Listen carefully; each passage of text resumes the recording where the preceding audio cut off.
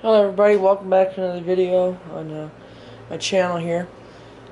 Today I just wanted to go over some of the problems I've had with that carburetor right there. So let's get into it. Now before I get to the problems here, I just want to go over what this carburetor is. So this is actually a PK or PWK OKO 21 millimeter carburetor. And it's actually a really big carburetor, as you can see, for this engine.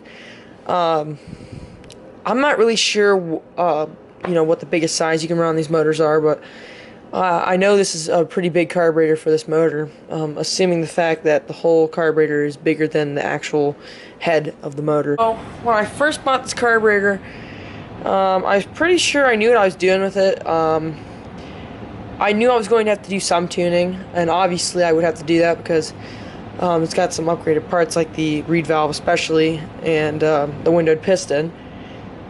But I didn't think, and the exhaust, I didn't think I was going to have to do too much though. So when I actually got it, I started doing some reading on these carburetors, and I realized people are having some major troubles with these, especially on these 80cc motors. But no one could ever really find how to tune this thing in perfectly. And there was a couple different things you had to get, like you had to rejet it and stuff. And I read pretty deep into it, and I just decided I'm going to fiddle with the needle a bit. But before I did any of the needle work, I actually messed with my air screw and my idle screw, and I basically just turned it up and down, and nothing was happening. Usually when you turn your air screw out, it should rev up a bit, but it didn't. Mine did not. And I was like, and it was, the whole motor was revving pretty high for the settings it was on. I basically had the idle screw pulled all the way out, and it was still idling as high as it could be. So I did the common sense thing, which is pull the throttle cable out and mess with the throttle cable.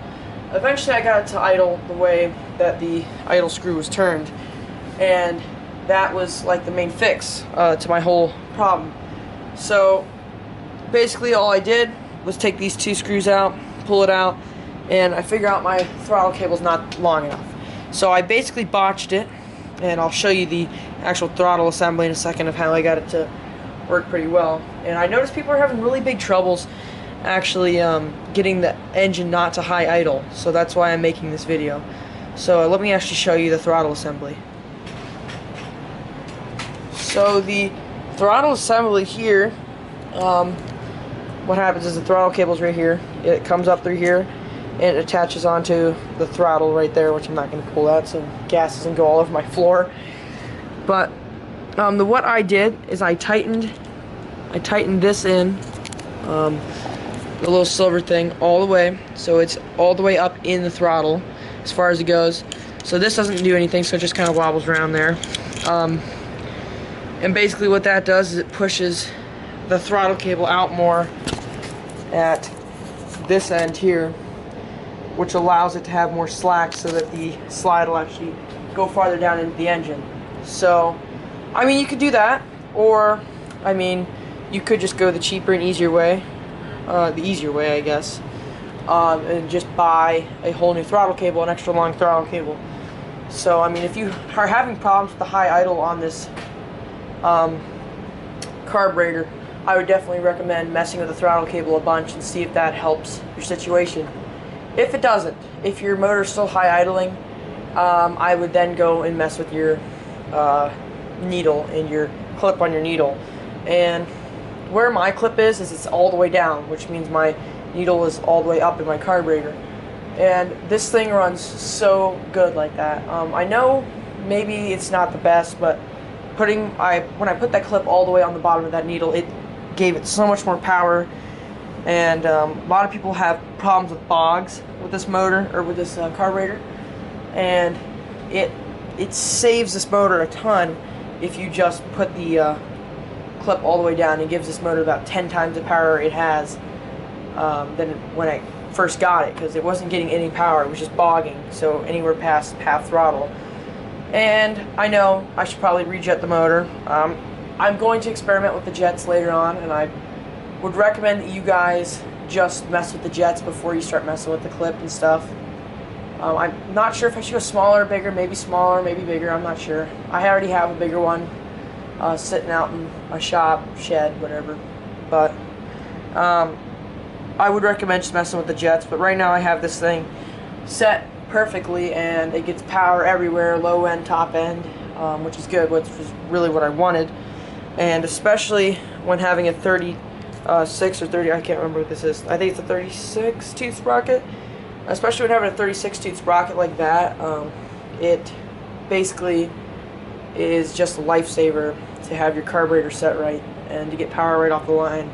And I can actually start this bike, I could start from standstill with this motor. I don't even have to pedal. Lately I've been having to do that because my case bearings in here are completely junk, and I'm going to have to fiddle with that and maybe just take all of that out and just remove the whole derailleur and everything else. Save some weight, I guess. But I mean, if you guys have been having problems with this carburetor, and if you have any questions, I mean, I'm pretty much an expert on it. I've taken it apart several times. I mean, there's not much more that I don't know about it. Obviously,